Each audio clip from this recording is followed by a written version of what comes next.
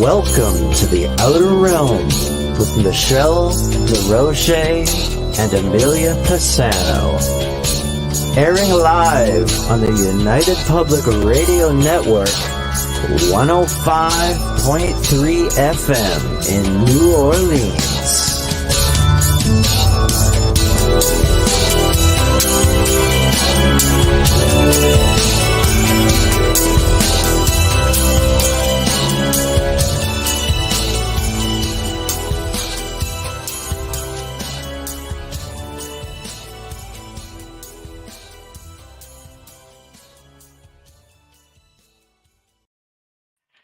Good evening, everyone. Welcome to the Wednesday night segment of The Outer Realm. We are broadcasting live on the United Public Radio Network, UFO Paranormal Radio Network, 105.3 FM from the Gulf Coast and 107.7 FM from New Orleans. We are fully sponsored by the amazing people over at Folgers Coffee, who have been a part of our journey since the very beginning. So thank you, Folgers. We appreciate you so very much. Also, big thank you to Justice Snicker, a.k.a. Dr. Stick the Sonic Surgeon, for the contribution of his time, his music, and his voice for the intro that you just heard. He's an award-winning composer of Halloween horror and sci-fi, dark wave electronic music, which can be found on all of your favorite music streaming platforms.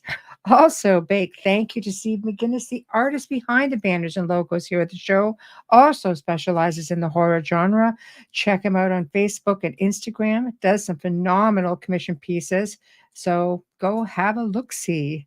Anyway, tonight we welcome back Mark Dawidziak. We just love him, just saying. And he's going to be discussing his book, Everything I Need to Know I Learned in the Twilight Zone, which is a lighthearted 2017 tribute to Rod Serling's classic anthology series, which of course is like phenomenal stuff because we all grew up watching the Twilight Zone. I've loved it as soon as I started watching it and followed on with the movies. And, you know, he and Rod are friends, so he's a pretty much the go-to guy on this stuff. So if you have any cool questions or favorite episodes, things like that, put it up. So we're going to be, you know, exploring different ones. Were the scariest ones, maybe the controversial ones, were there any banned ones? Yeah. Right? There was some banned ones. Anyway, everybody's chiming in. Birthday. Yes, a birthday. I've had a busy couple of days. I haven't even had a chance to get on my social media and thank everyone for all of the amazing birthday wishes. So anyway, I will do that. And thank you. And of course, Amelia is not here, and I realized we had no live link out, so I just had to post it on the group page, but it looks like y'all found us anyway. So that's the benefit of subscribing to the YouTube channel, because it will notify you when we post things, and you can set reminders and things like that. So big thank you. Hello, Claudette. Hello, nice to see you here. Hi, Zizan. How are you? Yes. Who doesn't love the Twilight Zone, right? Oh my gosh. Hello, Aussie Jen. That's really great to see everybody. See how I'm kind of like singing off and chiming everybody off? So, love the little lost or little girl lost deals with portals. See, tell me like that show was not ahead of its time in so many ways. I loved it. I just love the real controversial stuff too, you know, like the real spooky ones, like The Grave. If you guys remember The Grave and The Living Doll. It's just, and what about the one with William Shatner? I mean, I think that was probably one of the most popular ones ever, you know. So, here we go. Hello, thank you. Thank you. But anyway, yeah, so we're just waiting for Mark to come on and join us, and really looking forward to it. This is one, it was sort of hard to put together with the show, but Mark just tells things so eloquently and just really, really gets all of the details out. You know, I mean, honestly, I keep thinking, I love the episodes, but how am I going to talk about this? I mean, that's how we have to, because Mark just does amazing all on his own. I remember the Twilight movie with William Shatner. Yeah, but I have to see it again. Yeah, he actually had his own segment where he was on an airplane and they had that little gremlin thing sitting on the wing. Remember that? And it was just kind of like pulling out, cables and stuff from the wing. And oh my God, it was insane. Anyway, yeah, just saying. It was crazy. Still watching it on Hulu? They have it. I have to go looking for it. It's been a long time since I've actually watched any like Twilight Zone episodes. So, okay, hold on. Here we go. Nothing yet. Okay. Well, it looks like he's having a hard time. Give me 1 second. Give me 1 second. Okay, hold on. I have to go because he did not receive the link. So I don't know what happened with that. Okay. Well, leave this with me here. No, this is not working. Guys, bear with me. Bear with me. I don't know what's going on. But let me just come in and see here. It'll take me one quick second. It keeps trying to kick me out. That's what the problem is. Okay. I have to switch back to myself, apparently, which is like wonderful. Okay. Let me try this again. Wow. All right. Try this again. I don't know what's going on. Paste and send. All right. Well, I don't know. It's technology. I don't think we're in retrograde. So I've sent it twice. Okay. Let's just try that and we'll go from there and hope for the best. All right. Sorry about that. So as we go, John Lithgow played the airline passenger on the updated movie. Why? I've seen the movies and I don't remember there being a remake of it, actually.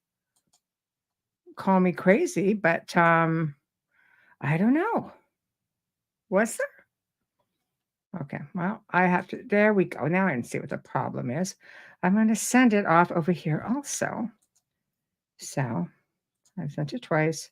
Let's just send it over here also, just to make sure we double whammy and get him everywhere. And then we can get the party started, right? Here we go. Here we go. There too. Send it there as well. Okay. My goodness, I've just been having a day. I dared to take time off. Yeah. Birthday or no birthday. Dan Aykroyd was his ambulance driver.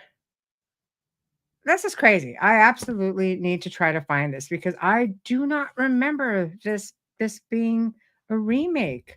I am just going to lose it now because I thought I had seen them all. You guys remember the film where the helicopter and the actor, the two kids, I believe, that were killed on set, which was very, very tragic. Two devices for email. Well, it's here above. I'm live. I can't do this. Oh my gosh. Okay. All right. Another email to send. I guess we don't want to take it off of Facebook. So, oh man. Bear with me, guys. Oh, wait. Hold on. Ah, we made it. Okay. All right. Without further ado.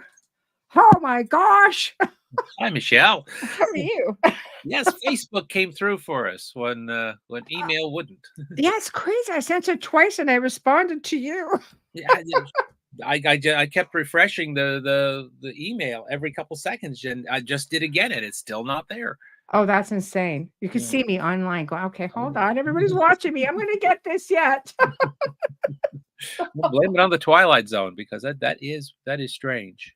It is strange. I think it's completely in tune with everything we were talking about. But I love it because people are chiming in on their favorite episodes and the scary ones and the happy ones and how far ahead it was for its time. So before we get into all of that, of course, welcome back. Well, thank you. Good to be back. I'm glad you made it. Crawling in, but I'm here. I'll take it. I'll take it. So, okay, what made you decide to write this, the Twilight Zone anthology? I have to say, I just love the whole title, which I did chime off at the beginning of the show, of course, being, everything I need to know I learned in the Twilight Zone. Yeah. Which was fantastic. Like, there's, as with me, there's usually no short answer. And It's okay. Take it away. there really is no short answer, because this the answer goes back about 40 years, more than that actually, because my first book was published in 1982, and it was a history of theater, a slice of theater history. It was a history of the Barter Theater, the historic theater in Abingdon, Virginia, the most haunted theater in America, by the way. Wow. And yeah, a lot of great actors got their start at the Barter. People like Gregory Peck and Patricia Neal and Ned Beatty and Ernest Borgnine and all these wonderful actors. And when you interview them, the first thing they would say to you, this place is haunted, don't you? So it's a great historic old theater. And that book was published in 1982. And when that book was published, I was living and working in Upper East Tennessee, Southwest Virginia area, and which is where the theater was located. And I was working for a newspaper there. And people started to ask when the first book came out, what's your next book going to be? And it's a very flattering question, because first off, it supposes there will be another book, which is never, ever a given. You never know whether the universe is going to reward you or not. But I said, with full confidence, that I didn't know what my next book was going to be. And I meant it. I said, I'm going to write a history of the Twilight Zone. That's going to be my next book. And I had no doubt that would be it. And I had even kind of done enough work to fool myself. I never stopping to think, I'm living in Upper East Tennessee, Southwest Virginia. Maybe it's not the best place to research the Twilight Zone. Maybe there are better places and better jobs and better, but youthful indiscretion, whatever. So two of the people who'd gotten their start at the Barter Theater were Claude Akins and Fritz Weaver, both of whom had been in classic episodes of the Twilight Zone. Yes. So I had interviewed them, and then one day I was working at a newspaper, and Donna Douglas, who played Ellie Mae Clampett on the Beverly Hillbillies, came to town to shoot a commercial for luxury double wide trailers, and she was dressed as Ellie Mae Clampett, and I ran down because she was in a classic Twilight Zone episode called Eye of the Beholder. Right. That Rod Serling. So I ran down and I interviewed her. So I'm doing enough work here to sort of fool myself. And then sometime in 1982, I walked into a bookstore, a mall bookstore, and there it was, staring me right in the face, The Twilight Zone Companion by Mark Scott Secree. And it was the history of the Twilight Zone, the very book that I thought I was destined to write.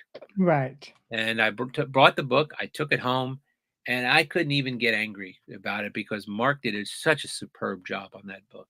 He really did a wonderful job. Still one of the best books ever written about the history of a TV series, and a landmark book, because it was one of the first books to really do a deep dive look at the background of a series and the evolution, a lot of interviews, a lot of research.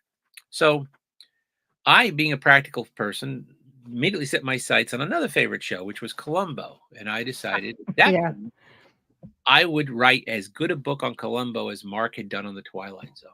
Right. And then very short time after that, I got a job as the TV critic at the Akron Beacon Journal. And all of a sudden, I was in the perfect place, in the perfect job to write about a TV series. Right. And I spent a few years. That book was published in 1989 as the Columbo Phile. Right. And it did very well.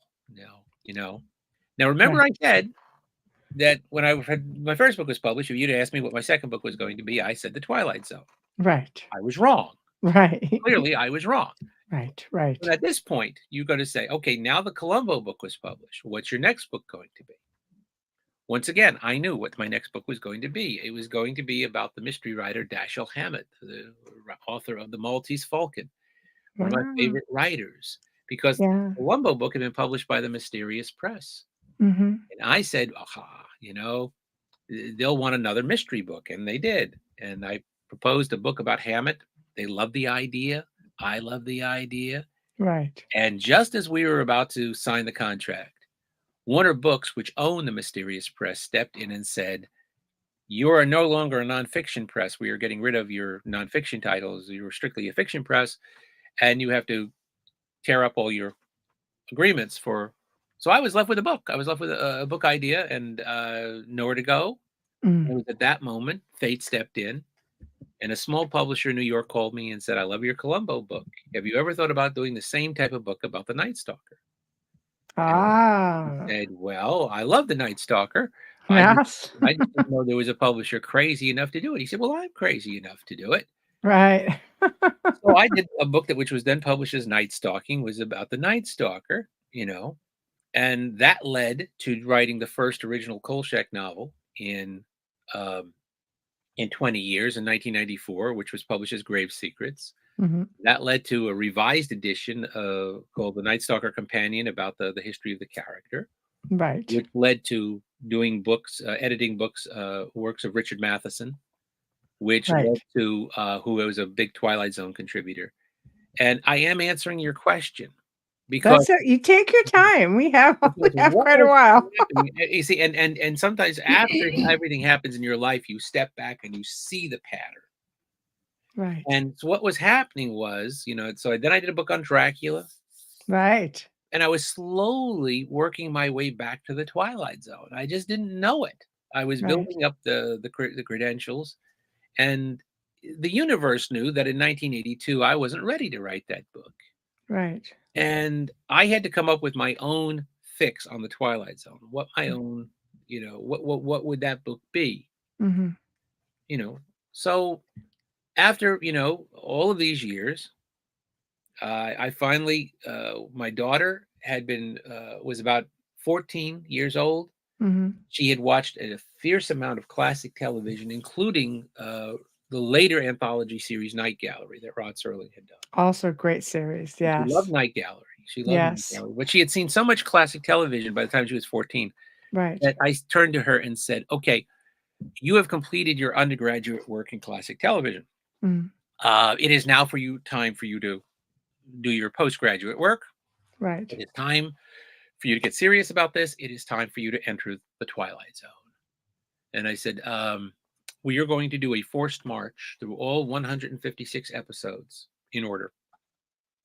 And that's what we did. The two of us sat down and we started to watch. We would watch, 2 or 3 episodes a night. And it wasn't too long. It was a few episodes into the first season. We were watching an episode called Escape Clause. Now, for those of you who know Escape Clause, it stars David Wayne as Walter Bedecker, a thoroughly unpleasant hypochondriac who makes a deal with the devil for immortality. I remember that one. Right. Now, if you know anything about the Twilight Zone, you know things are not going to end well for Walter Bedecker. Right. This is going to end badly for Walter Bedecker. It's going to backfire in some cosmic way. And of course it does. And when it did, I jokingly turned to Becky and wagged a finger at her and said, you let that be a lesson to you. Always read contracts, always read the loopholes, never trust, always look and double read contracts through thumbs. Right. And then we were kidding and we were laughing. And then I stopped and thought about it and thought, no, wait a minute. Remember 2008 and everybody who'd signed those mortgage contracts and didn't know what they were signing and all the trouble we got into. And so I turned back to Becky and I said, I'm serious about this. You should read, well, I can run a joke into the ground with the best of them. And after every episode after that, I would turn to Becky and I'd say, let that be a lesson to you. And then finally, after enough of this, the penny finally dropped. And I finally said to myself, this is your Twilight Zone book, stupid. This is what you have been waiting all these years for. Right. These are all morality tales. These are all life lessons. These are all parables. All of these are things you Synchronicities. need to know to learn to live Yeah. a better life. All you have Right. to do is extract the lessons. The subtitle of this book could be "Let That Be a Lesson to You." Right. So I think this is a book. I think this is it. And so I ran it by my agent. She loved the idea, Mm. and she took it to St. Martin's. They loved the idea, and um, you know, from 1982, and then that book was published, I think, in 2017.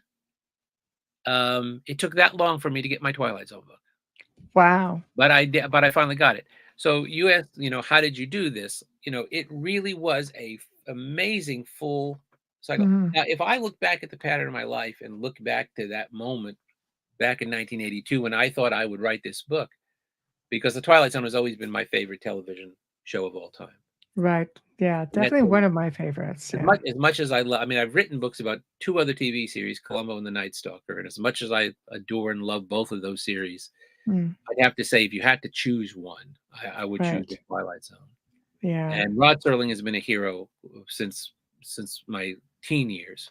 Right. So, you have to see the pattern of your life. It's like I said, you think, most people think they're in charge. Well, I'm making the decisions. I am in command. Mm. I am the captain of my ship. I am charting the course, and it's up to me where it goes. And then Right. if you're at all smart and you look at your life, after a while, and you stand back and you look at it, you realize you were pushed into certain directions. Mm. Fate would step in. And that's why I say I was always wrong about the next book. I was always completely wrong. I said it's going to be this, but the world stepped in and said, no, no, no, it's going to be this. Right. And every Right. single time the world was right, fate was right, Right. because it put me in the right direction for the next thing to happen. So Right. 25 books later, Mhm. I now look at this pattern and say there always was a next book. When I said in 1982 that the next book was never a given, you can never count on the next book. Here Right. we are 25 books later. And And there it I is. realize that, sometimes the universe is a lot smarter than you are. No, I'd say lots of times. Yeah. And in the pattern of my life, I Yes. realize, I was Right. I was following the currents. Right. And I was not charting the course. I was actually just following the way the river was going. Right. Right. Yes. It's a tough one. I mean, to have an idea and to bring it to fruition, it doesn't always work when you think it's going to work, but, obviously you wrote it and it was well received. There's a huge fan base. I mean, I really believe that it's like the Star Trek thing, Star Trek had this agenda. They were going to put forward this production, and they were going to introduce things just to see how people would react. I really felt that the Twilight Zone was the same idea because they could do things in a way and get away with it. Put out these little messages and aside from one film that was banned for like what, or one segment for like 40 years because of It was withdrawn, let's say. Yeah, it just was not yes, available yes, in syndication. Yeah. yes, which was crazy. I mean, but they really got away with a lot. Well, and that was by design. I mean, it's interesting you said Star Trek because Gene Roddenberry openly said, that Rod Serling was the one who showed him how to do it. See, I did not know that. Yeah, as a matter of fact, Okay. Okay. at Rod Serling's memorial service in 1975, Gene Roddenberry was one of the people talking, giving the eulogy, and it's a gorgeous eulogy. One of Mhm. the things that Gene Roddenberry said was, and I quote, "He dreamed of much for us and demanded much of himself, perhaps more than was possible for either in this time and place. But it is that quality of dreams and demands that makes the ones like Rod Serling rare and always irreplaceable." And Wow. that's Gene That's Roddenberry profound. on July 7th, 1975, at the memorial for Rod. Now, that's how the Twilight Zone comes about. Is that Rod is a very different writer, before 1959. We're doing this in an interesting time, by the way. This Mm. year marks October 2nd, will mark the 65th anniversary of the premiere of Wow. the Twilight Zone. Wow. And this December 25th, yes, Christmas Day, will mark the centennial of Rod's birth. Wow. So Rod was born on Christmas Day, 1924. He liked to say that he was the Christmas present that arrived unwrapped. And, but when in the 1950s, Rod built his reputation Mm. in the era of what was called the golden age of live drama, the live anthology shows. Mm-hmm. And the two leading, best-known writers of that era were Patty Chayefsky and Rod Serling. And Rod was known for these very gritty stories, almost Arthur Miller-like scripts. He was called the angry young man of television, and he wrote things like Patterns, which won him an Emmy, and Requiem for a Heavyweight, which won him another Emmy. Rod Wow. Serling won 3 Emmys for writing before the Twilight Zone premiered. Hmm. So he had this like Brilliant. first phase of his career. It's like there's that old cliche that comes from the F. Scott Fitzgerald novel, that there are no second acts in American lives, which is nonsense. We have second acts all the time. And Rod Serling, the Twilight Zone was the second act. And Right. the reason he decided to do the Twilight Zone was when he got started in television in the early 50s, television was an infant medium. Mm. It was still the Wild West as far as a place to work goes. Mm. They were making it up as they went, and they were making up their own rules, and you could get away with practically anything. By the end of the 50s, television got civilized, and it had nothing but rules. So now Rod is trying to write these very socially conscious dramas about racism and prejudice and war. Mm. And where he turns, he's being told, no. You can't say that because the standards and practices people won't let you say that. You Yes. can't do that because the stations in the South won't like that. No, you Right. can't do that because the sponsor won't like it. And getting the message across was getting harder and harder. Mhm. So in 1959, he takes a calculated risk, and he decides he's going to create this show called The Twilight Zone. And the gamble is this. He can pursue exactly the same themes, all of the same themes that he's been writing about. Mhm. War, prejudice, ignorance, racism, how we treat the elderly, how we treat children. He can do all of this in the guise of fantasy. And nobody will raise an eyebrow if it involves spaceships and aliens and visitors from other planets. Mhm. And he was absolutely right. He couldn't have been more right. All of the messages were there. Rod's Yeah. themes don't change. The Rod as a writer does not change. The only thing he changes is the delivery system. Right. The delivery system now becomes the Twilight Zone. Right. And there's this amazing interview he did right before the Twilight Zone aired. It's on YouTube for anybody who wants to go find it. Mhm. He does this sit-down interview with Mike Wallace. Now, this is before Mike Wallace was on 60 Minutes, but he's still this kind of, asshole interviewer, Right.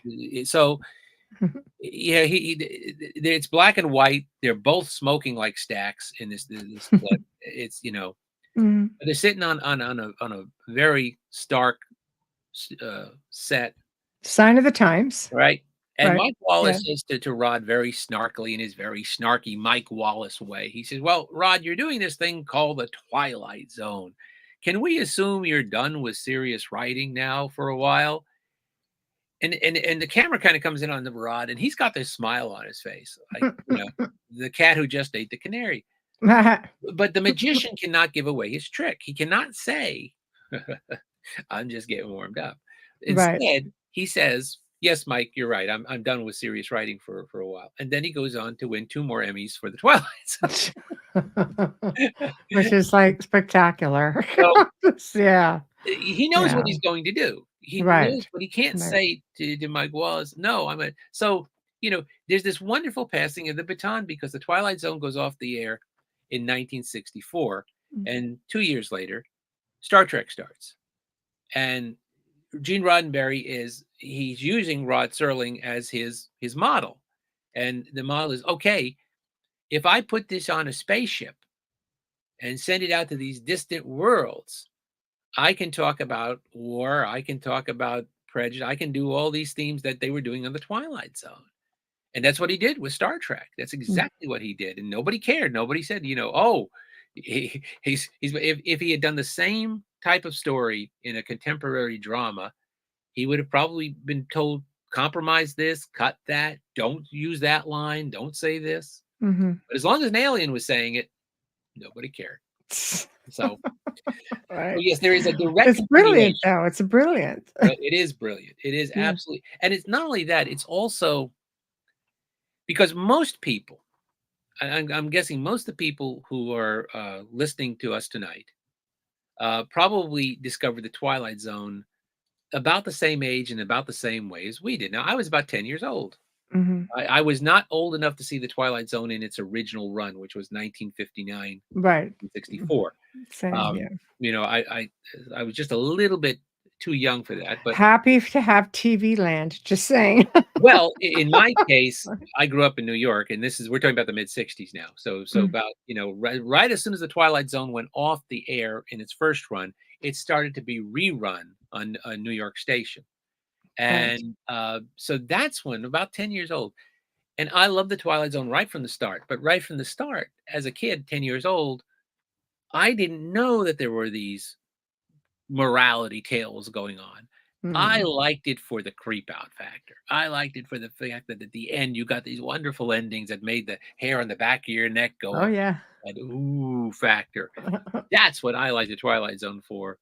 And Right. then I kept watching it. And then as a teenager, I kind of started, wait, something else there's more going on here than just, the creepy factor here. Mhm. And then you watch it as a young adult and you start to realize just how much are in these stories. And in the Twilight Zone book, there's a chapter which is a profile biography of Rod, and I refer to him as a moralist in disguise. Now that phrase actually comes from Mark Twain, another Mhm. writer I became a hero when I was in my teen years, and another writer that I've written books about. And that phrase comes from Twain. It comes from a letter in 1902. A young French girl sent Twain a fan letter, and in the letter she said, "Yeah, I know the world primarily knows you as a funny man, but I sense that behind all of the joking, you were trying to teach us something very, very serious." And Twain wrote back to this amazing young woman.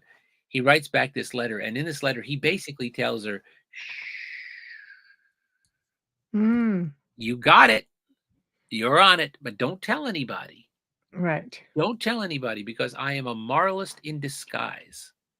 Right. And what a perfect description of Rod Serling. Rod Serling, who couldn't get the message across anymore, becomes a moralist in disguise.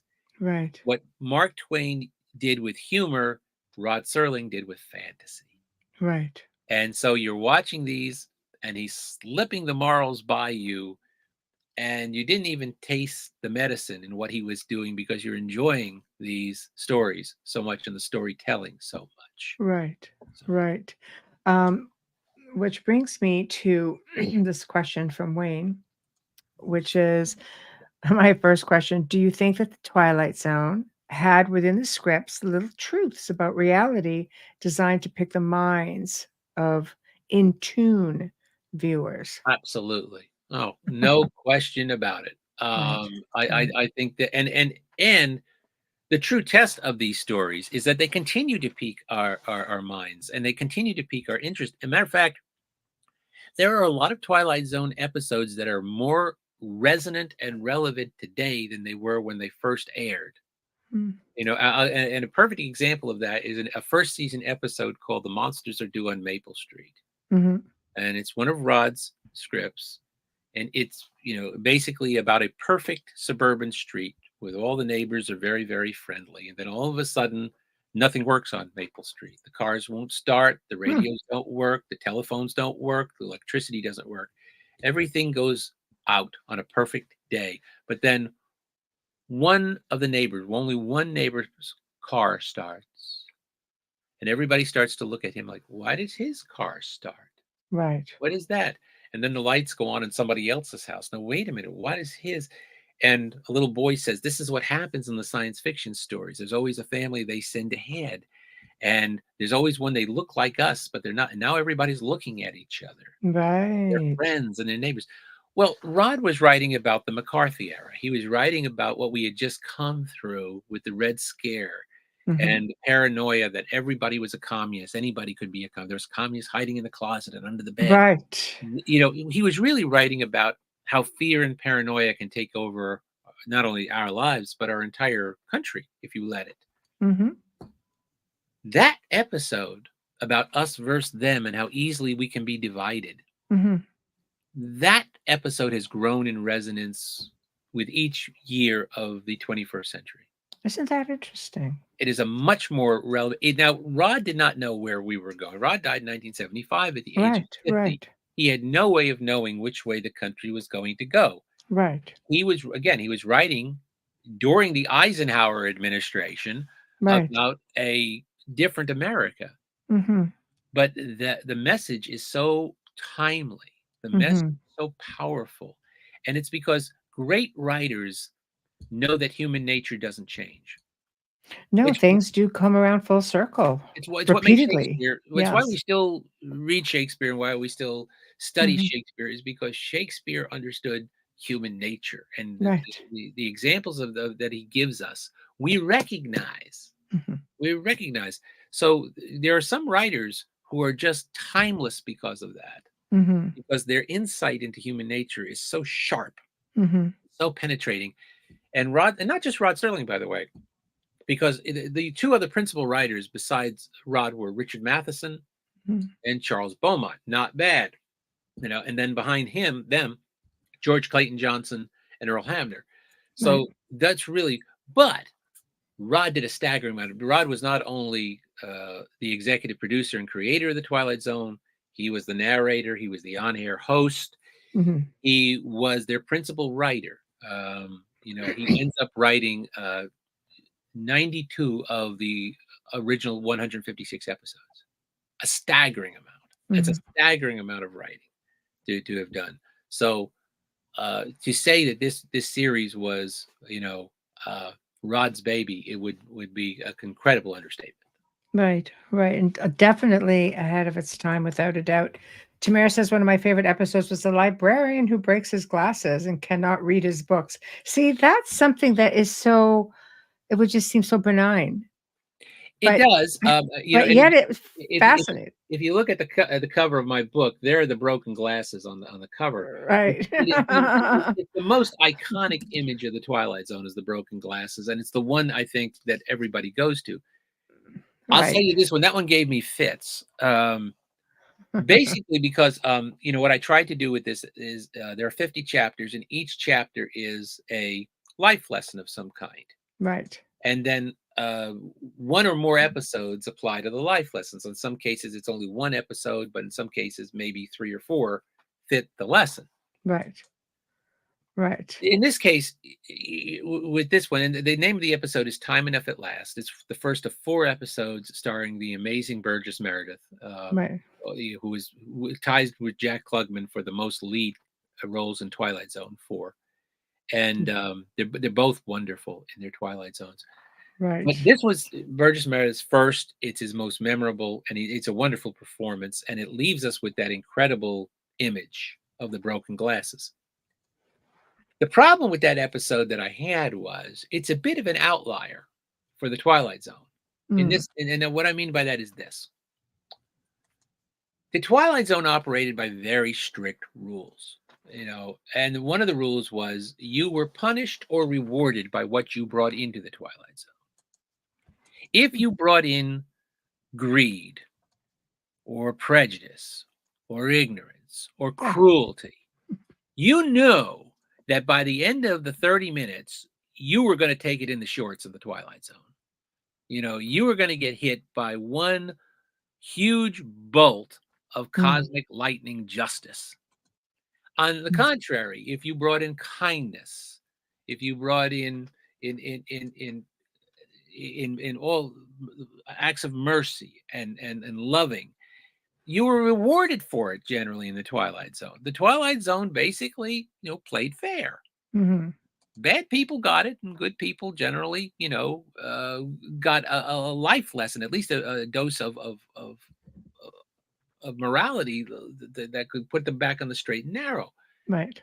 That episode is a little bit of an outlier because the punishment doesn't quite fit any crime. Right. This guy's crime is he wants to read. He loves to read. And Right. everybody thinks he's terrible because he's a reader. They even say it that way. He's a reader. This is a message that hasn't dated well. Well, like he reads. How Right. dare he? And then he's the sole survivor of a nuclear holocaust, and he's Right. left alone in a world. And then finally he can get a chance to read. The villains in that piece are all the people who are trying to keep him to read. It's his boss. The wife is one of the worst, most evil characters in the Twilight Zone. I don't know that there is a more cruel scene in all 5 seasons of the Twilight Zone than the scene where she has found his book of poetry, and she hands it to him, and she says, "Read to me from the book." And he thinks, she's finally discovered the love of literature and this love of how words that I have. And he's so delighted, and he opens the book, and she has defaced every page so nothing can be read. It is one of the meanest acts, Right. in all of the Twilight Zone. Right. So he's not the villain in this piece by any means. You Right. can say maybe he's a little misguided, maybe he's got his thoughts in the cloud. And then he gets hit with this, incredibly ironic ending. So do you think, what was he trying to say in this segment? Here's my problem. Was it karmic? Was it? Michelle, here's my problem.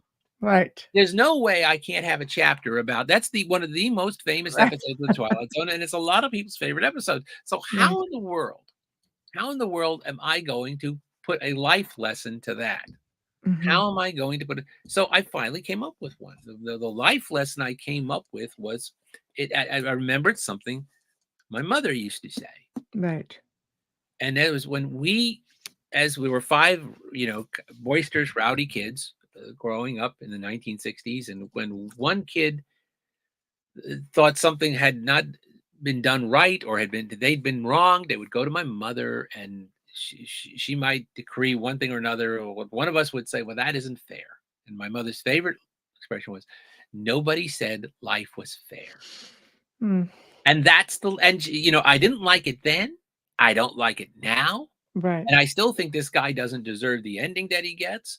Right. But I have to concede the fact that nobody said, and indeed, that's one of the last things he says in that episode. After his glasses break, he picks up the shattered things and he says, that's not fair. And we agree with him. It isn't fair.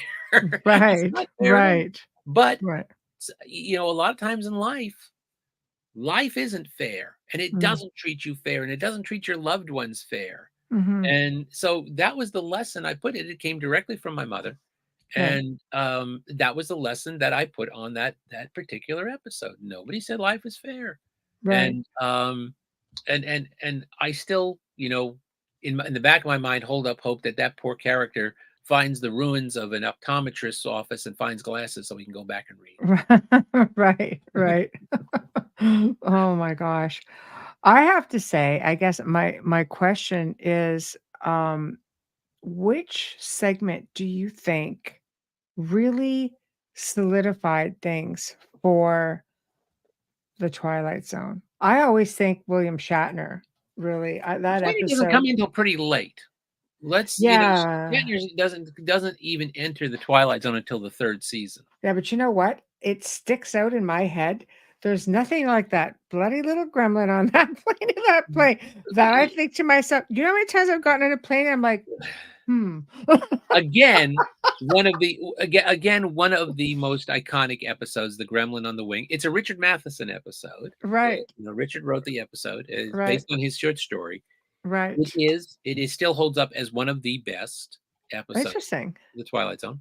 Right. However, it doesn't air until the 5th season. It's not until the last season. Right. That is one of the best. The 5th season starts very, very strong in the Twilight Zone. and then it sort of runs out of gas. It's like they ran out of ideas, Right. and they started repeating themselves a lot. But there's Right. 4 or 5 episodes in that first part of the season. The 5th season starts with an episode called "In Praise of Pip," which Rod wrote, and it's Jack Klugman's last episode. It's his 4th, Right. and it's an amazing episode. It's also the first drama script on television to have mentioned Vietnam. Oh boy. No, so it's a very powerful one. Richard Matheson's Steel, the one with Lee Marvin as the boxing promoter, and an age when robots are boxing in the ring. Um, Nightmare at 20,000 Feet. That Right. first part of that first season starts really, really strong. And Right. that episode, it's interesting because Richard Matheson wrote both of William Shatner's episodes. Nick of Right. And they Time. were both excellent. Yeah, Right. they're both excellent. He's right. Nick of Oh Time yes. and Yes. Nightmare at 20,000 Feet. And they're And then we had both. Leonard Nimoy. Tamara's mentioning Leonard Nimoy did an episode as well. He is. He doesn't have any kind of starring part. He's in Quality of Right. Murder. He plays a soldier, and he's very. It's a Right. minor part. You know, I mean, James Doohan is in an episode. Right. I love the crossover Yes, George between. Takei is in an episode. Yes. I don't know how DeForest Kelly did not end up in an episode, Right. but he does. I know. I know. I know.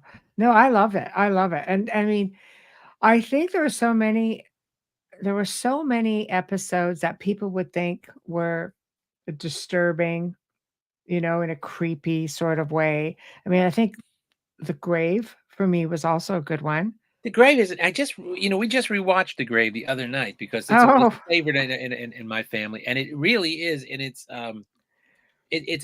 a twist on an old legend. It's the story was not original to Montgomery Pittman, who right. wrote and directed. He's the only guy who actually wrote and directed Twilight Zone episodes. Oh, And interesting. and Montgomery Pittman died young, and he only ended up doing a handful of Twilight Zone episodes. But he's kind of the lost great contributor to the Twilight Zone. Right. He did the episode 2 with Charles Bronson and Elizabeth Montgomery about the 2 survivors of a massive war. Yeah.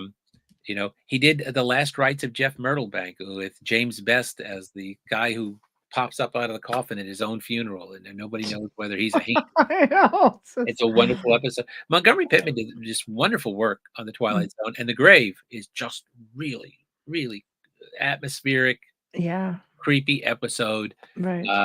And the original legend ends with the notion that the guy scared himself to death by planting the knife into his own thing.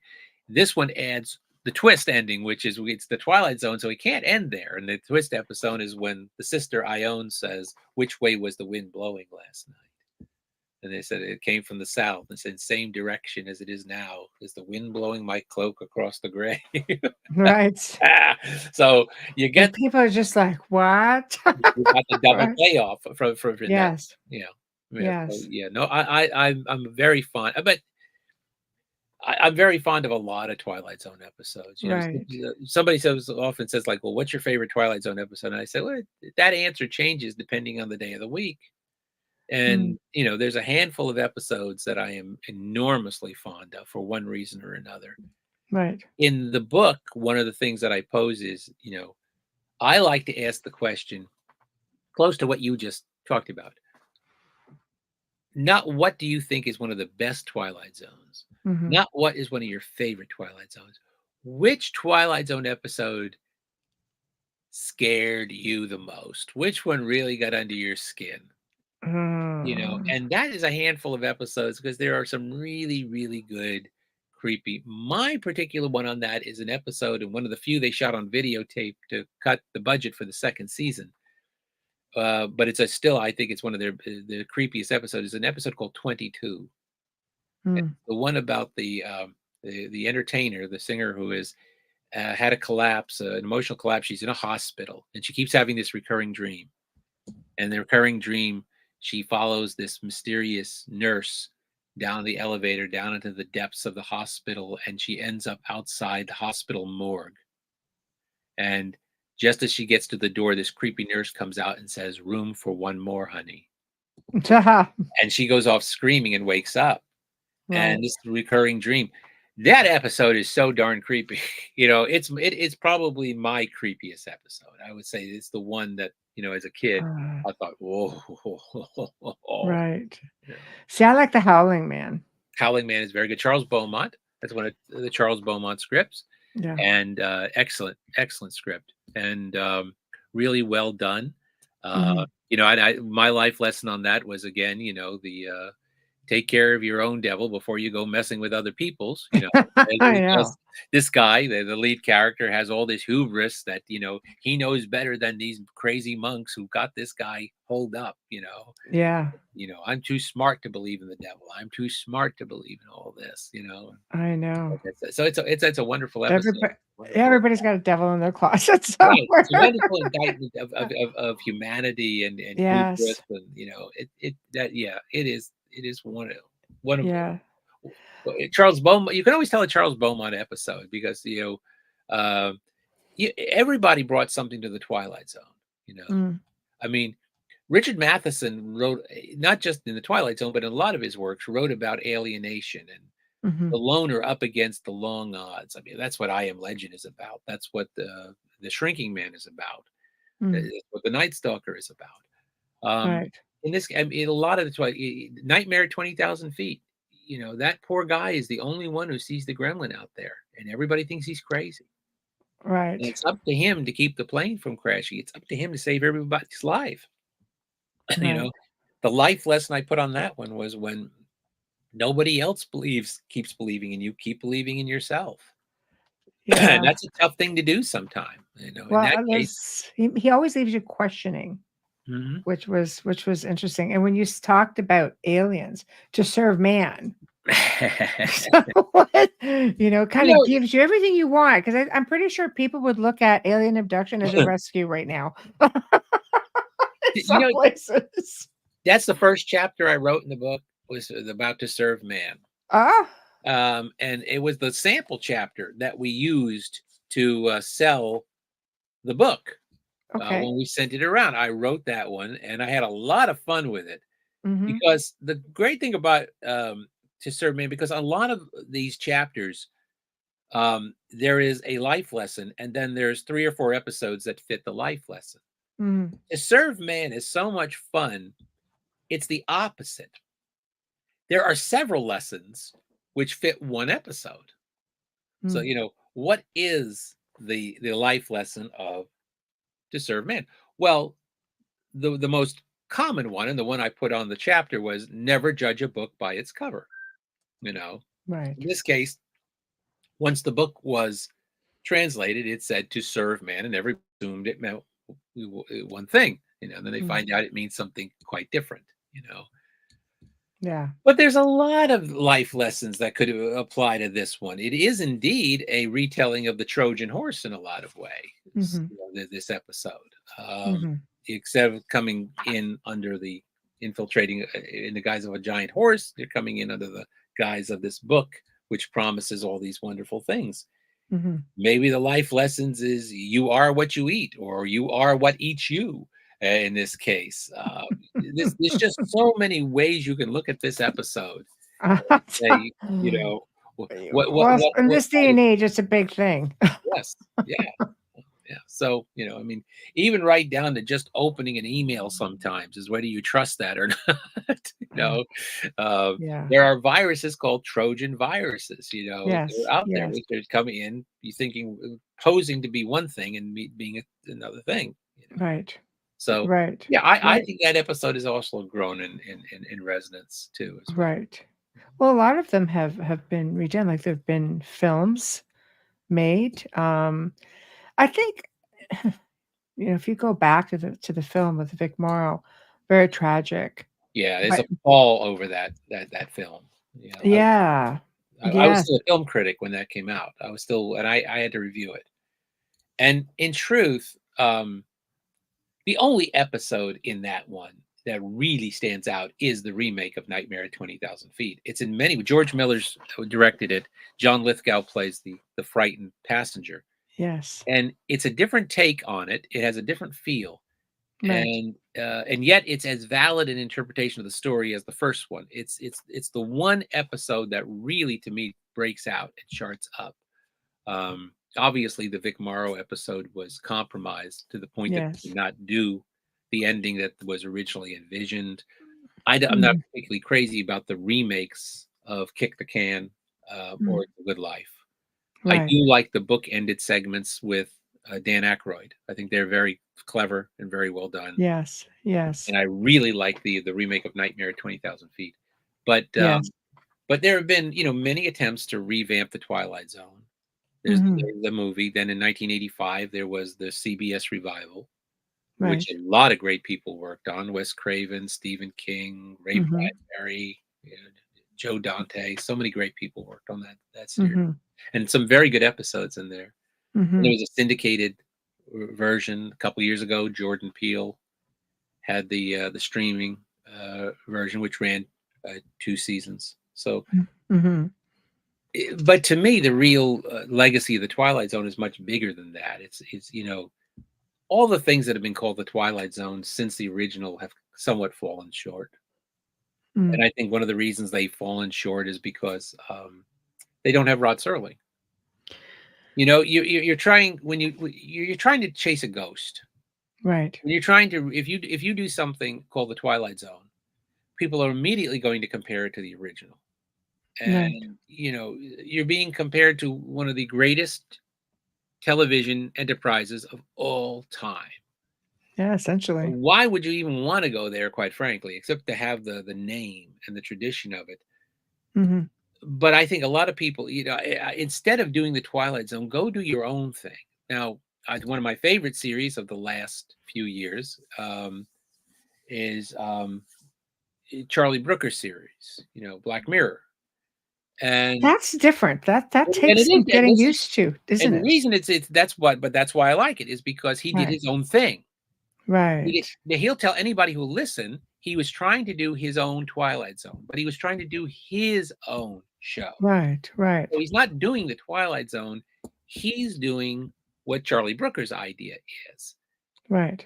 I think there have been some very good anthology shows, and there have been the ones that haven't tried to duplicate the Twilight Zone, but created their own spirit, their own ethos.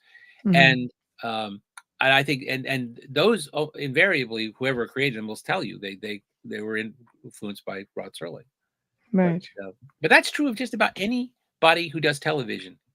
Rod Serling is not only probably the biggest influence on fantasy television going forward, fantasy, science fiction, and horror going forward, because everybody who does that will tell you they were influenced by the Twilight Zone and Rod Serling.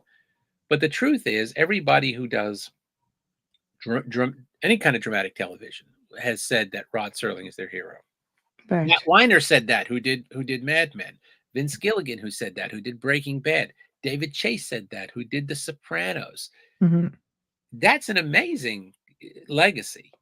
Yeah, I mean that's totally different type of totally television content, and yet they all borrow or lend to Rod Serling. Yep, it's a great credit. Rod almost single-handedly created the model for the showrunner, the writer, producer, showrunner, the guy who.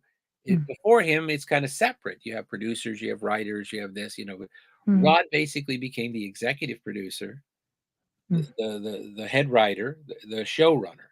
And that's a model that's going to become increasingly powerful in the 1980s and the 90s as people start to take control of their series and it becomes their vision. Right. He's the model for that. He does that. Carl Reiner does it on the comedy side with the Dick Van Dyke Show a couple years later. Right. So the two of them are kind of like the headwaters or the current model for the television creator. I think there's been a lot of good attempts. I think The Outer Limits was also a really great attempt. The Outer and by the way, Charlie Brooker's series is kind of more Outer Limits than it is Twilight Zone. When you said it's different, it is different because his series kind of always talks about the dangers of technology. Where is technology going to? Where is artificial intelligence going to take us? Where is this going to take us? And that's the outer limit. Right. That theme really belongs to the outer limits. Right. And I think one of the things that people get hung up on with the Twilight Zone is everybody wants to claim the Twilight Zone. And you see people calling it, they'll say, oh, it was a horror series. No, it was a science fiction series. It was a fantasy series. Well, what was the Twilight Zone exactly?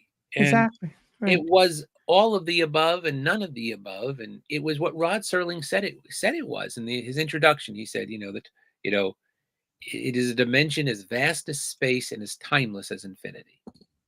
Basically saying it encompasses all of this. And that's what it was. Some weeks, yes, it was a horror series. Some weeks, yes, it was a science fiction series.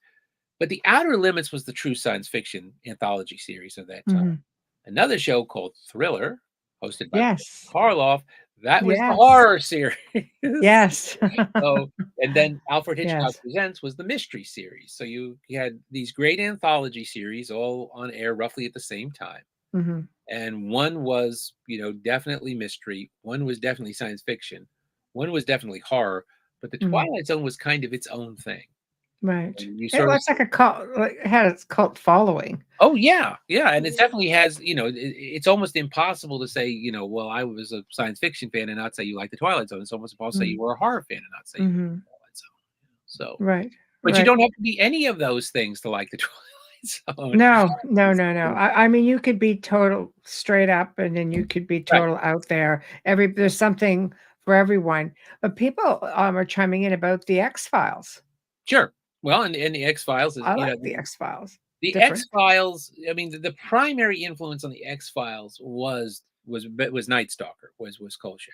Yes. But you don't get, and remember, Richard Matheson wrote the screenplay to Night Stalker, so you have a major Twilight Zone contributor as sort of the link here. But Chris Carter would tell anybody who listened and that he created the X-Files because absolutely, and Millennium. The Night Stalker, scared the pants off of him as a kid. Right. So, but the Twilight Zone was a huge, huge influence on that. So it's rolling thunder. You sort of follow it. There's a straight line which goes from the Twilight Zone to anything that's been done after, whether it's Supernatural, whether it's Penny Dreadful, whether it's The Walking Dead. Yeah, it set precedents for what would be accepted, and I think when the viewers were accepting all of these strange possibilities. And it's interesting to me how, no, you don't talk about things like that. But if you put it into the obscure, then it's like, look at me. I'm into the obscure and I'm accepting this. It's just very different for the times, It is. But, one of the things that Rod Serling understood innately, because he read a lot of horror and fantasy as a kid. He read Poe, he read Lovecraft, he read all that stuff. Right. He understood innately that fantasy and science fiction and horror are basically some of the best metaphoric devices you can dealing with big issues. Is that horror in particular, because horror always plays with big issues. It's always about life and death, immortality, and everything. Horror behind anything with horror, you are dealing with the big themes, and he understood that. He got it. So I think that's one of the things is that underneath all of the whatever the Twilight Zone is about, yes, these are parables, if you will, but these are also metaphoric in their storytelling. Everything kind of stands for something. And he sure paved the way for like the doll shows, like the Living Doll and like the Dummy. Do you know how many haunted doll movies are out right now? Thank you, Rod Serling. You made it work. Yes, Talkie Tina has a lot of descendants. Oh my gosh, come on. We've got Chucky, Bride of Chucky. We've got Annabelle. We've got like the Dummy, to me, was worse than Living Doll. Well, even before Twilight Zone, because Twilight Zone is kind of it is also kind of a thing where everything goes into it and then everything comes out of it. Uh, because there had been quite a few stories about ventriloquists and Oh, haunted yeah. dummies. That they're I'm actually, sorry. There's just something about that. yes, and the Twilight Zone did Right. 2 of them, by the way. They did 2 episodes Oh, did with, they? Oh, you know, haunted ventriloquist dummies. right. So it was a very good. Ray Bradbury had done a story about a ventriloquist, Mhm. and it had been done on Alfred Hitchcock. Right.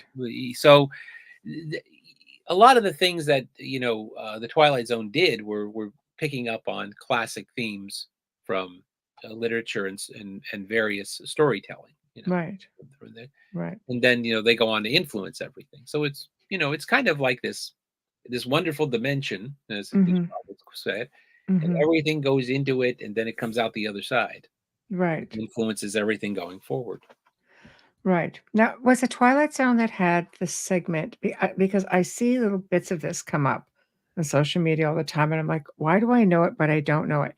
Where you have these people coming in and they're in a zoo, and you come up, but they have humans in the cages, like they're just in this weird dimension where it's like they're like, wait a minute, this is There's not an right. episode that ends like that in the Okay. Twilight Zone. There's an Okay. episode Yes. that has that as a payoff. Right, okay. With I Robert knew it was Powell. must have been in there somewhere, one of his, So because it's one that you makes you might be think. thinking that, but often enough, somebody will say to me something about, well, was this a Twilight Zone? And they're remembering a One Step Beyond, or they're remembering an Outer Right. Limits. That's why I thought I would ask, because it's just something that's out there that makes you think about, how we treat, different life forms on this planet. And something came up recently where, there's a family looking in the mirror and they said, this is the most dangerous animal on the planet. Yeah. And this family is looking in the mirror. I'm like, stay right there. That's something he That would was an have exhibit done. at the Bronx Zoo. When I was a kid, Right. growing up in New York, they used to take us to the Bronx Zoo. Right. There was a mirror, it was Oh, like an okay. exhibit, and you would stand in front of the exhibit, and it said, "This is the most dangerous animal on earth." So this photo probably came from Yeah. in that time. And there we are. Hmm. See, that's profound. Hmm. Well, and again, and the Twilight Zone is, the more you look, the more you find. Hmm. That's the wonderful thing about the Twilight Zone Right. is, once you enter that 5th dimension beyond that which is known to man, Hmm. um, you never know what you're going to bump into there, and a lot of it is, you know, making you question yourself Hmm.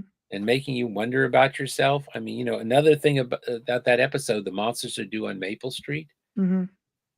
A secondary lesson to that episode is that you just be careful when you go hunting monsters and go looking for monsters that you don't turn into one yourself. And that is a lesson for everybody.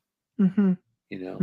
And we need to be listening to Rod Serling now more than ever before. It's almost like, he had some sort of insight. He did. Yeah, like into maybe even the future.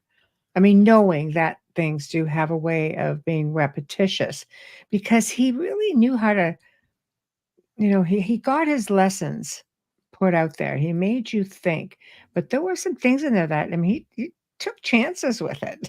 Oh, yeah. You know, Rod was somebody who wrote from the heart. He becomes a writer. He was in World War II Mm, when he graduated high school, Binghamton High School.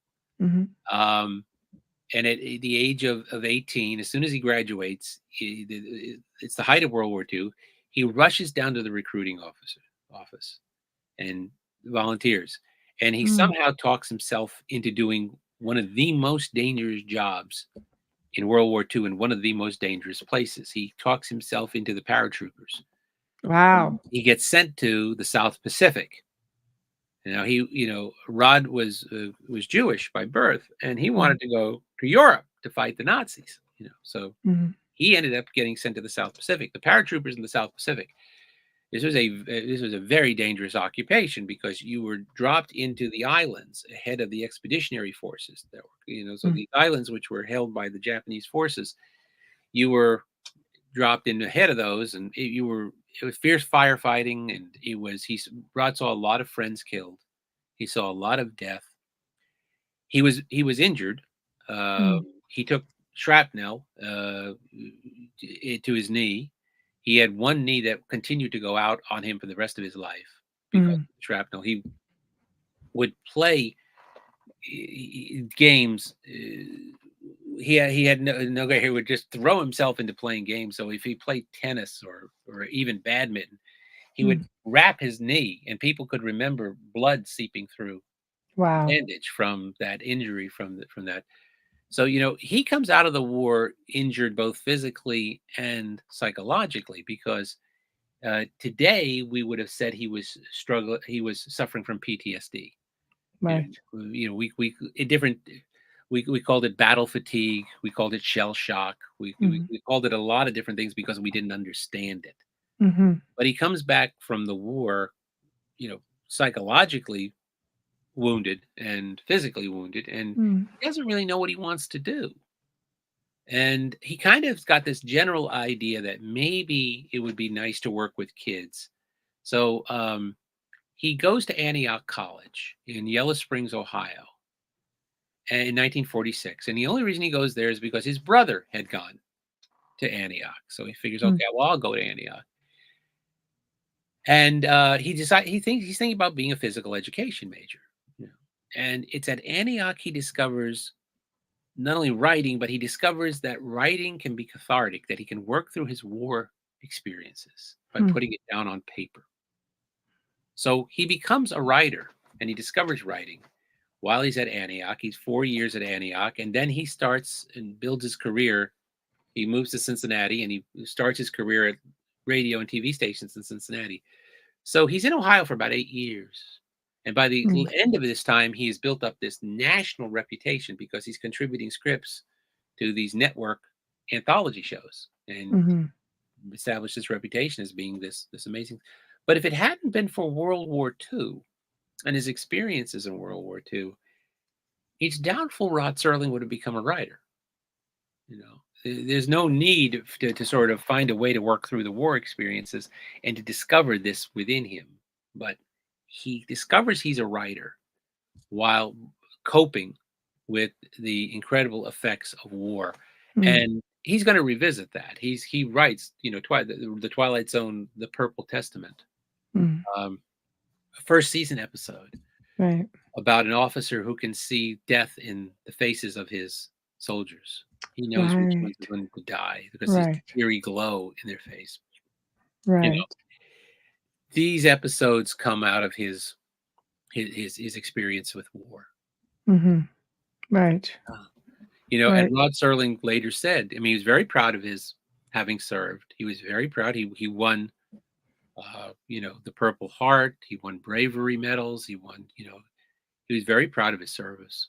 But he later told a commencement high school class at Binghamton that, that the province of war wasn't glory and honor, that the real task was to find a way to solve the world's problems without war. Right. That this was the challenge of their generation. And so, he was very conscious of the price of war, being a soldier. So, yeah, he's a very interesting, the more you learn about Rod Serling too, the more interesting he becomes. Right. So if somebody says to you, who was he really? Well, one of the things about it is we've plugged my book enough. Let me plug another. My dear friend Ann Serling, Rod's daughter, wrote a wonderful memoir called "As I Knew Him, My Dad, Rod Serling." If anybody wants to know who the real Rod Serling was, I strongly urge you to find this book, to track down this book and read this book. It is a tremendously moving book. It is also an exploration of grief, because Anne was only about 20 years old when Rod died in 1975. And she talks about the loss of her father and the ongoing effect this had on her. It's a tremendously moving book, but it also gives us a true account of who Rod Serling was. And Rod Serling is in many ways a caricature. We see the guy on the Twilight Zone talking with those clipped tones as he Right. about the Twilight Zone and what's Right. on the Yes. cigarette in hand, Right. and that he didn't talk that way in real life. I mean, Right. that's how he talked on camera. That was his Right. camera persona. Right. And Yes. in real life, Rod was very mirthful. He was a prankster. He loved practical jokes. He loved, standing on his head and doing gorilla impersonations. He was, a guy who loved to play practical jokes on his friends, and he was nothing. He loved dogs. He was there are a lot of pictures of Rod with dogs. People said that if he was at somebody's house and they had dogs, sooner or later Rod be down on the floor playing with the dogs like a litter mate. Right. So the real Rod Serling was he had a real goofy side to him. Right. Well, and it wouldn't look good for the public image. Right. Right. You can see that, and Yes. but he was, and he was a very devoted father. He loved inventing stories for his daughters and reading to them at every night, and so this is a very you don't see that image of him, Right. is that Right. there are pictures in Anne's book of him, hugging the family dog, or there's a great picture, where Rod was getting into a hammock in the summer, and the hammock broke, and he went down to the ground, and he thought that was hilarious. He thought that was one of the funniest things. And there's this picture of him on the ground, Right. right after the hammock broke, and that's the real Rod Serling right there. Right. That's the guy you're looking at right there. Right. I think people, it's kind of one way or the other. Like some of the, the comedians, for example, who always put on that happy face, sometimes end up being the saddest people. And then you have at the opposite, right? With people who are just so. Comedians often have a dark side. Yes. Comedians almost always, and a lot of the comedy comes from the dark side. Yes. If it hadn't been there, and comedians often enough are not on when they're off. When they're off stage, they don't feel like you talk to them, and they're very serious people. Right. And they're very serious about being funny. And but they don't press, and they don't they don't feel the need to constantly be the life of the party when they're away. Right. Nor do they want to be necessarily. Right. And horror writers are the exact opposite. Horror writers deal with all this, and they're very funny people away from. You talk to people who do horror have wonderful senses of humor. They always have. Right. And they tend to be richly funny people. And one reason is because what Stephen King said. It's cathartic. We put our nightmares down on paper, and we're through with them. We've worked through our nightmares. We give them to you. It's your problem now. Right. We're done with it. But they, Stephen King also said that you need a sense of humor to write horror, because if you didn't have it, you'd go crazy. Right. The sense of humor is what keeps you grounded. It keeps you, and humor and horror are flip sides of the same coin. Is they didn't even sound alike and look alike. There's two syllable words beginning with H, ending in R, and when you sort of examine them, they are the two forms of writing that don't tend to get a lot of respect. That the people who practice humor and horror tend to be relegated to the children's table of literature. Right. And yet they are two of the most difficult forms to actually write well. The mystery writer John D. MacDonald wrote in his introduction to Stephen King's first collection of short stories that they were the two most difficult forms to write. And in his words, and the reason was because in the wrong hands, in inept hands, the humor becomes horrible and the horror becomes humorous. That you have to have a real artist who does this. And the true masters of both are limited. It's like, how many true great humorists have we had? How many truly great horror writers have we had? And we still read the same people over and over again. Right. So, and humor and horror also tend to deal with big themes. They seem to be the two metaphoric devices we use to attack difficult, uncomfortable subjects. How much humor is rooted in pain? Yes. Much, how often does a stand-up comic talk about something which underneath what we're all laughing about is something which is pretty Mhm. painful stuff, Right. And Right. horror, like I said, it tends to deal with, Right. big issues. And the biggest issue is always death. The biggest issue is always, Mhm. all of our tickets are spent. Mhm. And, someday this merry old world's going to be spinning its way along and we ain't going to be on it. No, Um, that's true. It's true. And I find like the horror of today is so much different. I mean, let's face it, a lot of it now is slasher. It's a lot of it is just let's get the CGI going. Where is the Draculas? Where's the Alfred Hitchcocks? Where's the Rod Serlings? Where's the Mary Shelleys? Where's the I think the old classics still hold that sense of real deep-seated brilliance. well, you know why? It's because those people did not consider themselves horror writers because This is true. they This is true. they didn't know what the term meant. Right. The term horror writer didn't exist. If you had said to Edgar Allan Poe, "You're a Right. horror writer," No. he would have looked at you and maybe he would have said something like, "Do you mean I write Gothic? Are you saying I write Gothic?" Well, sometimes, Mm. sometimes I do, but Right. he wrote as the mood took him.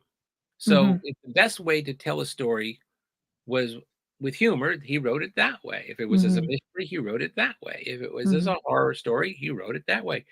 Robert Louis Stevenson, same thing. Right. He would have said, Right. okay, yes, today I'm writing Dr. Jekyll and Mr. Hyde, but tomorrow I'm writing Treasure Island. And the next day I'm Right. writing A Child's Garden of Verses, and the next day I'm writing essays. It's whatever which way the wind blows, so to Well, speak. they were writers. They were just Right. Right. writers who wrote, and it didn't change, the fact that they were writing a spooky story one day.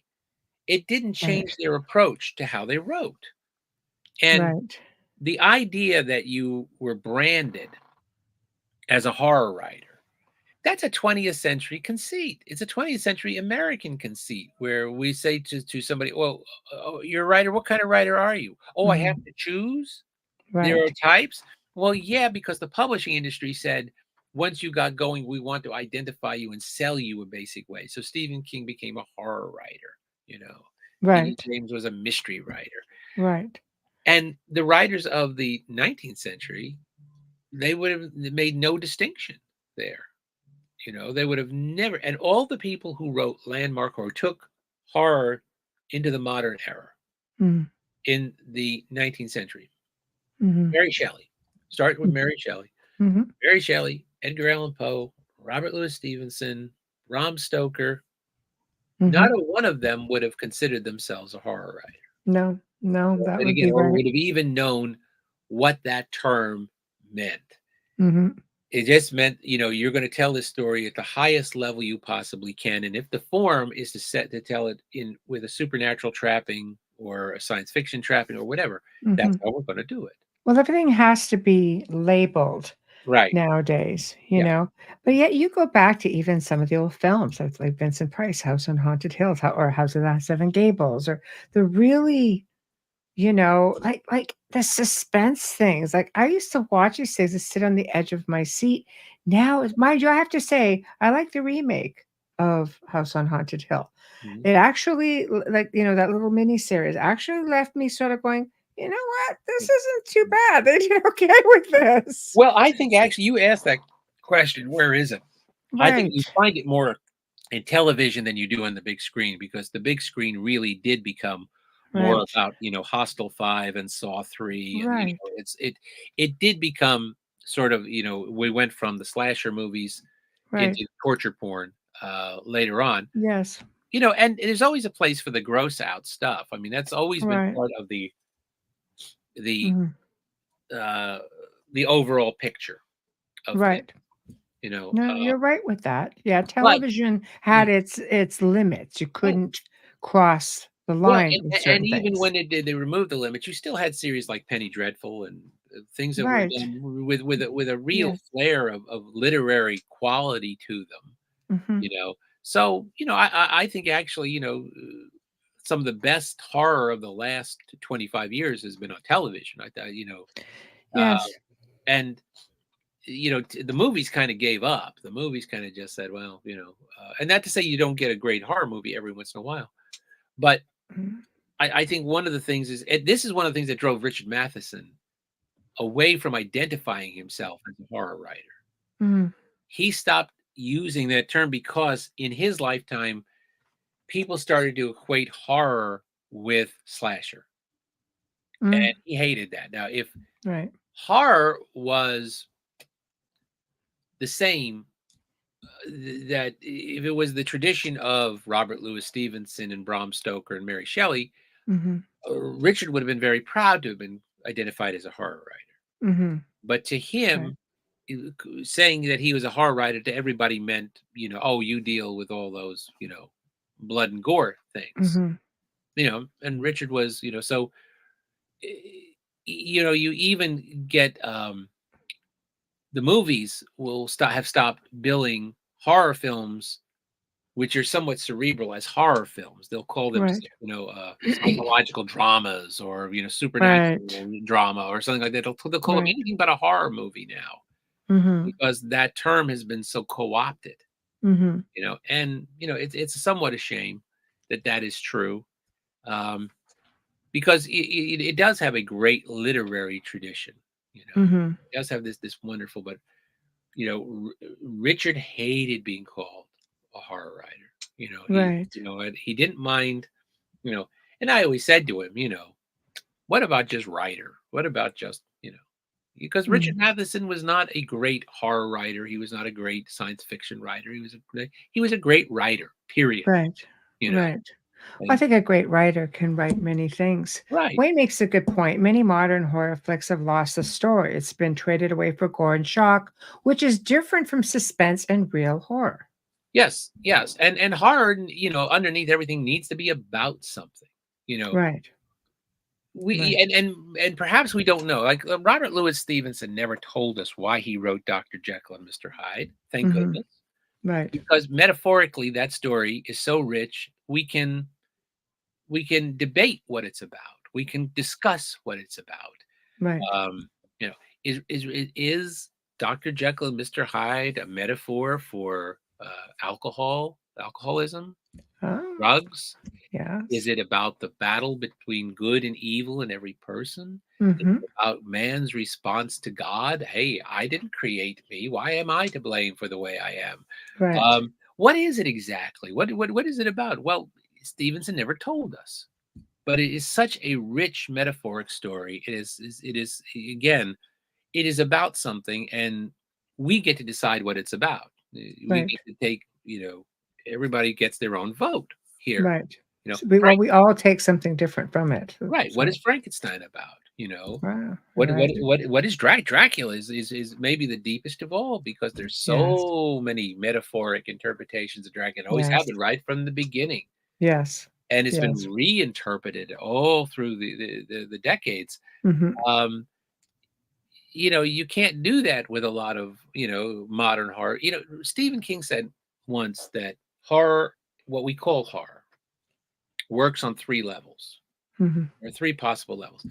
The top level and the most important level is what he called terror. Mhm. And terror is cerebral. You can identify what the scary thing is. You can think about what it is, and it gets more scary because you can think about it, because you can identify it. So Mhm. terror attacks the brain. Right. But on the next level, there's horror, what has become the third, Mhm. and that attacks the heart.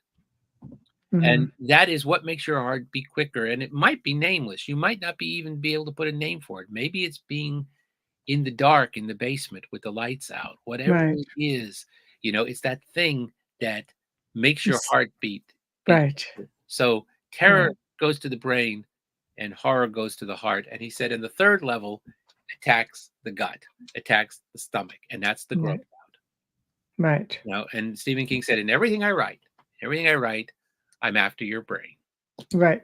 I'm after your cerebral. If I can't get your brain, I'll go Right. for your heart. And if I can't get your heart, I ain't proud. I'll go for the gross out. Right. Right. Right. The problem is everybody starts and leaves. It doesn't go any past the gross out. Right. If you just stay on that one level. Well, you go for the kill, right? There's no hunt. And you get numb to it after a while. Right. You not only that, but it's what happened to the slasher film in the 1980s. Right. Everybody got so good at exploding heads and slashing eyeballs that after a while people became immune to it. Right. And people said, "Ho hum," another, and because that's what it became about. It wasn't about I think they did better with shows like The Exorcist than they did with the whole trilogies of Friday the 13th, etc., because you expected it, right? Right. I think a lot of the great stuff that was on television going back, through 60s, 70s, 80s, really 60s, 70s especially, and eventually the big screen wanted it. Yeah. They wanted it anyway, but when they changed it, they ruined it. One thing you always have to remember about the pop culture landscape is everybody thinks the movies are the big kahuna. Right. And the movies are the most derivative copycat form there is. The movies almost never innovate. They wait until it works somewhere else. And the true innovations, just say in horror, for instance, the true innovations in horror happen on television. They happen in books. They happen in comic books. Right. They happen in all these other places. And then they say, oh, let's make a movie of that. That works. It's already been demonstrated. But movies are very rarely the pioneer.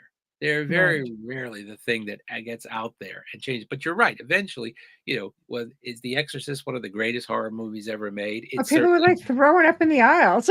It's certainly in the debate. It's certainly in the debate. Oh, for sure. But I liked it better than going and being chased, by Jason and his mask and, 14 movies in. It's like, come on, get over this already. But where did The Exorcist? It comes from a book. It comes from a best-selling novel. Yes, for sure. And if it works, Wayne says the startle scare is instant and lasts a few moments, but the psychological scare gets into your mind and follows you home. Sure. And sometimes what you don't see. Look at a movie like The Haunting, the original Haunting. Oh, yes. Where it's the psychological terror of what maybe what you're not seeing is so much scarier than anything. Sometimes it's all about the music. Yeah. It's very subtle.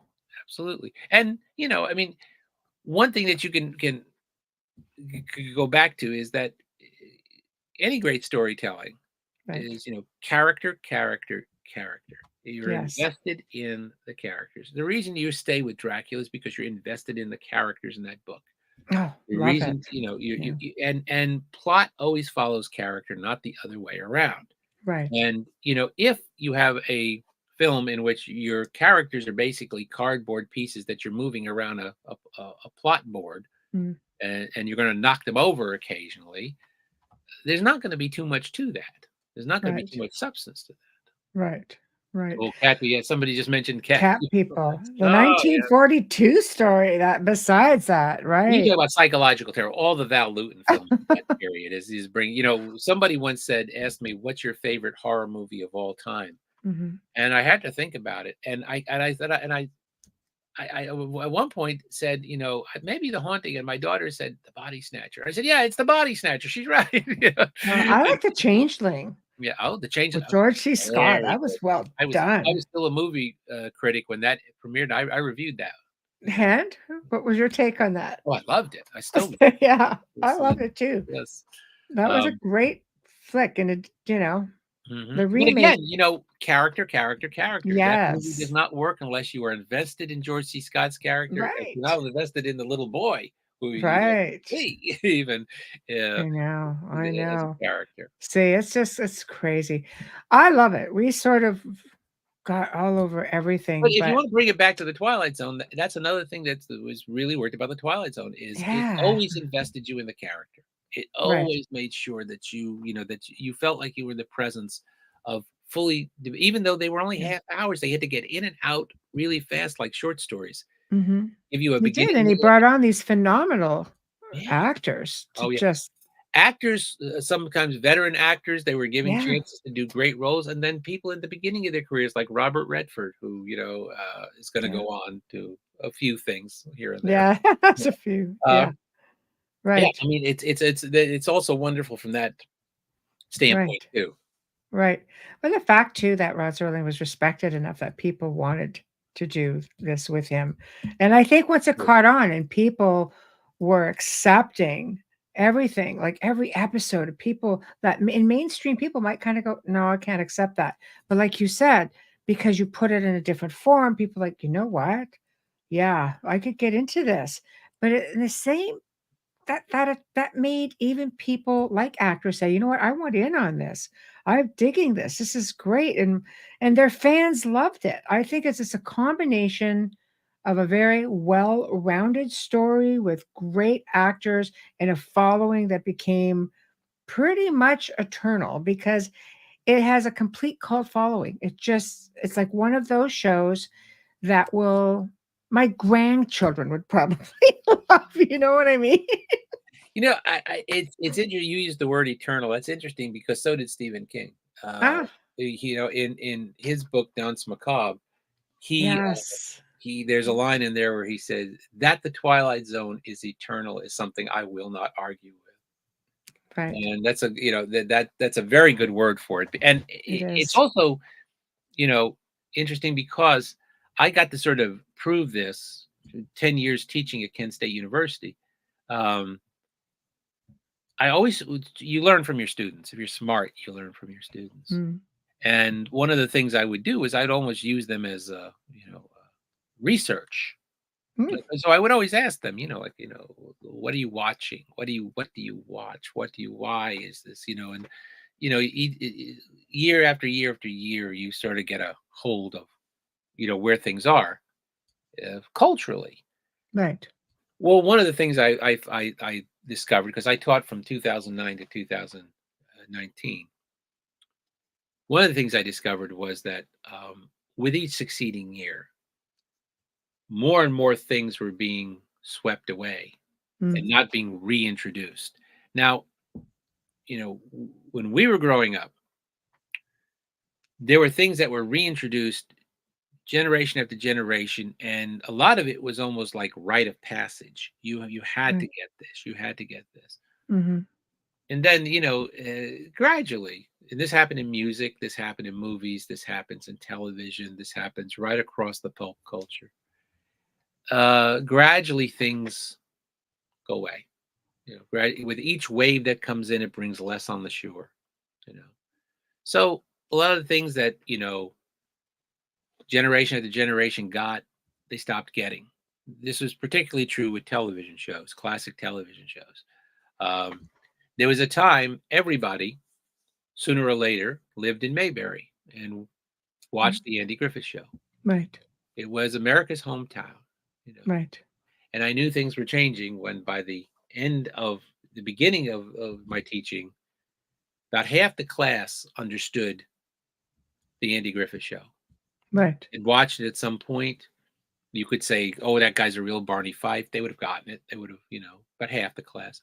By Right. the end of class, there was maybe one who watched it with his grandfather on Saturday afternoons or something like that. Say I was Mockingbird Lane all the way. It was well, I'm the a Munsters Munsters accepted because of again the horror connections. That horror fans will look back, I and know. they will.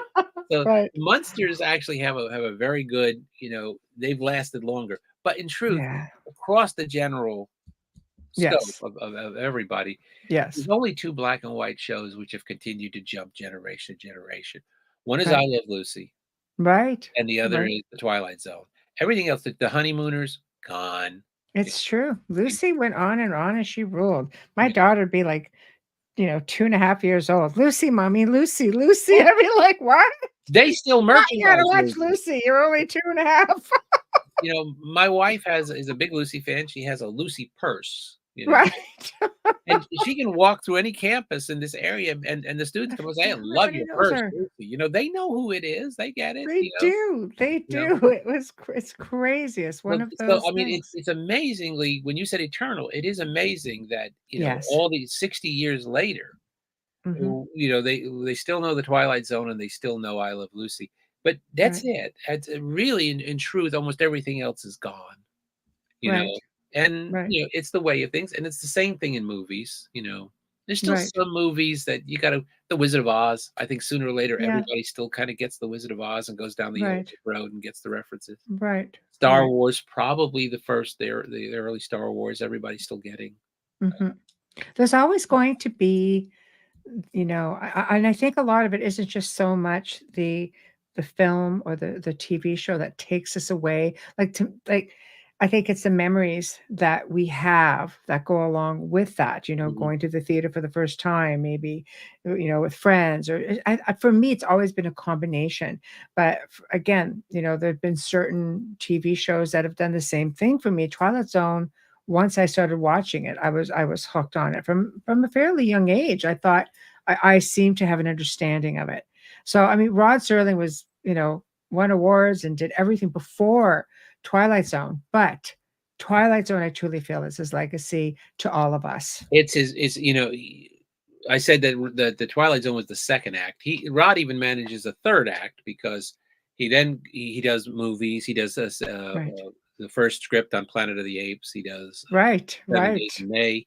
He's got some TV movies. He does Night Gallery. You Right. know, and he was even being positioning. He was thinking of writing, a novel. He was thinking about writing. He's only 50. I mean, he's You're right. He really had young. lots of time. You Yeah.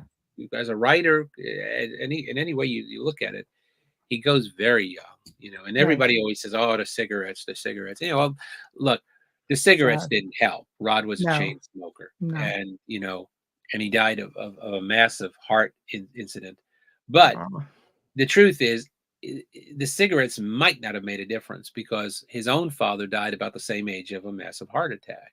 wow. So he probably inherited a bum ticker. And Right. again, Didn't the help. cigarettes certainly did not help. Right. And, it would have been nice to have seen if he'd have had a longer run without him. Oh, I can imagine. But nobody really knows because he'd certainly inherited a bum heart Right. on top of everything else. Right. Well, I have to say it was enlightening, as I knew it would be. And this is the part of the show where you do promote this book. And you do have to let us know what you have coming up, what you're I love working. the cover on this book, by the way, I love it. because But the all your designer, covers are like this, and they're yeah, really awesome like this. This is excellent. the designer made it look like a 1950s movie poster. So I really Yes. love the way it comes at you. And Yes. Yes. Comes with everything. Something for everyone. So So, what do you have coming up? Are you writing currently? Are right now, you I'm working on revising the Night Stalker history, the Kolchak history. ah, So I mean, I'm talking to St. Martin's about what the next book for them will be after the Poe biography. right, And we haven't quite decided yet on that, but I'm sure we will settle on something soon. But in right, the meantime, I'm sort of all Kolchak right now. right. Ah, I love that. And where can people find you? I know we have it across here, but for our Yes, yeah. multitude of audio listeners, My website is real tricky. It's markdawidziak.com. So it's right. just my name.com. All right. So And it's it is very in the easy. show description for those who want to go and check it out and just cheat and copy and paste. Be good. Right. So, well, thank you Oh, for thank you. I joining mean, it's us. the topics are always fun, because They are. these are all. I was just talking to somebody today, and they said something about the versatility of the resume of the books, and I said the word you're looking for is schizophrenic. Right. It is kind of all over the map, but they're all kind of things that I'm interested in, and uh, as I may have told you this the last time, I may tell you again the next time we talk, but there was this I was at a book fair once, and somebody went by my table, and they looked at all the books, and they saw, the Twilight Zone, and they saw Theodore Roosevelt and Mark Twain and Edgar Allan Poe and Dracula, and he said, "I don't get it." And I said, "Well, what's not to get?" And he said, "Well, these books are all over the map. These got, you've got fiction, nonfiction, you got television books, you got, what's the common theme?" And I said, "You're looking at the common theme. Me, I'm the common. These are all my interests and passions, and I have what we were talking about. I chose a very 19th century writer model that Right. I'm going to write what suits me at the moment, what takes my fancy at the moment. Right. Now, that does not mean I will always return to the spooky side of the street sooner or later. Just as I will probably always return to Mark Twain sooner or later.